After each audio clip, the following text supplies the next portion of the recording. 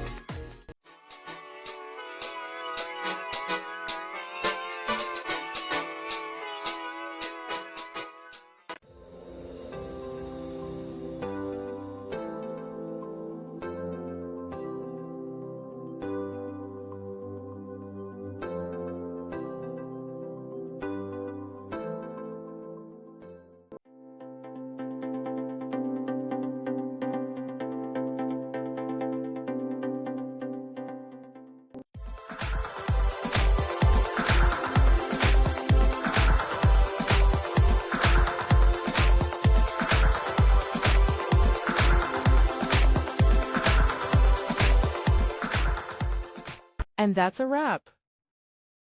I hope you found the answer you were looking for. If you did, take a second to hit that subscribe button. It really helps out.